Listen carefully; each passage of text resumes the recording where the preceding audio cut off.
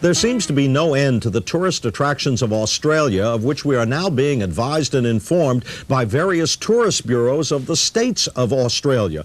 The latest one that I had never heard of, but which turns out to be a thriving, potent tourist magnet, is called Hamilton Island, and it is represented in the United States for purposes of touristic promotion, at least, by the Queensland Tourist Bureau, and specifically by the regional manager of the Queensland Tourist Office, Mr. Andrew Sinclair, whom we welcome once again to the Almanac of Travel. Now, so that our viewers can put this into perspective, Queensland is the northeastern state of the nation of Australia. That's right, Jim. And along the coast of your state is the famous Barrier Reef. That's right, Jim. And apparently along that coast where you find Brisbane and Cairns and Townsville, you have an island called Hamilton Island. That's now, right. Why is it that someone as immersed in travel as I am has never heard of Hamilton Island until this day? Yeah, a lot of the resorts we've got along our coastline, there's about 500 islands along our coastline, and about 30 of those islands have resorts on them.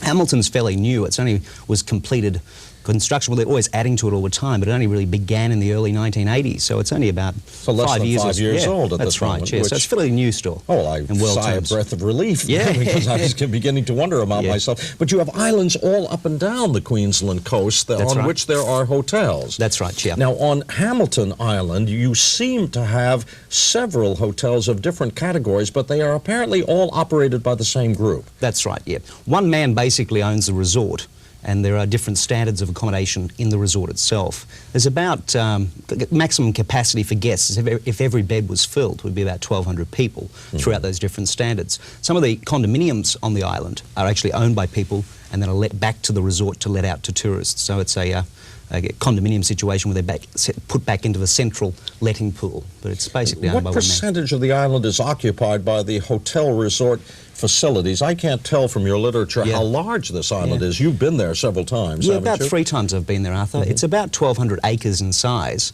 and yet the resort, I would imagine, would only take up a very small percentage of that, probably 20 or 30 acres, I suppose, if you included the harbour area and the pizzerias down at the harbour and the bars and restaurants and things. So is there any activity on the remainder of the island? Are there any industries? there's a handful of private houses. There's only about 3 or 4 homes on the island. The owner's house, Keith Williams' house. There's a couple of other houses, which one, of course, is owned by George Harrison, the ex-Beatle. He has a house there which he retreats to. Well, he goes there a couple of months a year, apparently.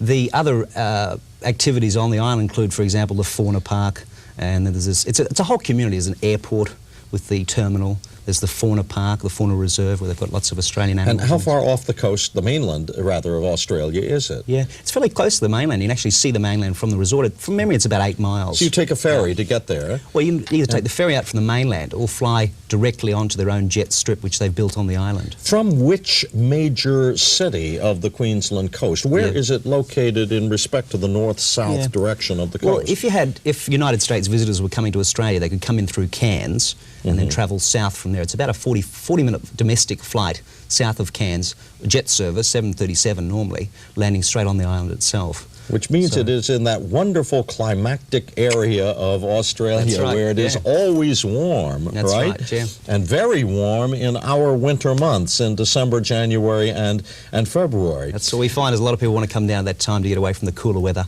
in the US. Who is utilizing Hamilton Island now? Is it mainly Australians, or is it catering primarily to international visitors? It's a lot of Australians holiday there. It's a very, very popular domestic holiday destination because of the air service from the southern states, such as the cities of Melbourne, Sydney and Brisbane. But it's also a popular convention, incentive destination for the communities within Australia, and also a lot of incentive houses have sent people to Australia, to Hamilton Island from the US. Large companies, large corporations have conventions and incentive programs to Hamilton. So it's a popular destination worldwide.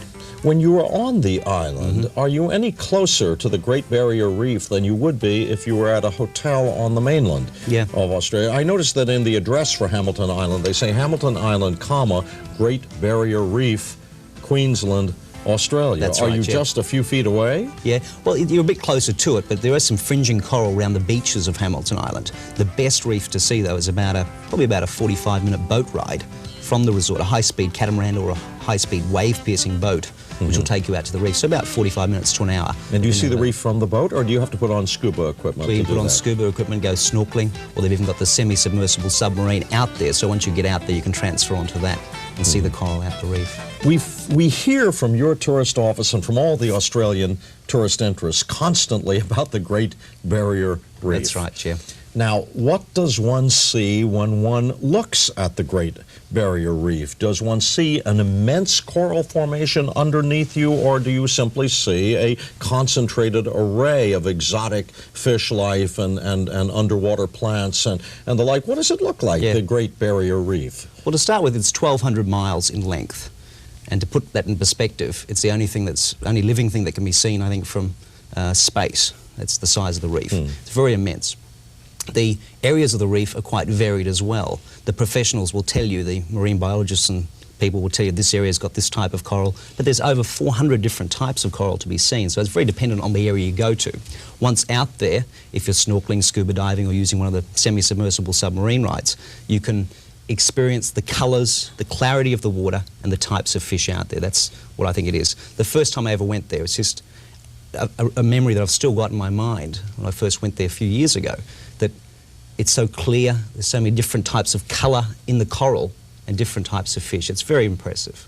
And it's something that can be easily visited from Hamilton Island. That's right, Jeff. And now I have a 15th destination that I'm going to have to visit when I make my next trip to Queensland. You come up with them over and over and over again, don't you, Townsville? You actually have a hotel now that is anchored on top of the Great Barrier Reef. And now you have a Hamilton Island off the coast of Queensland.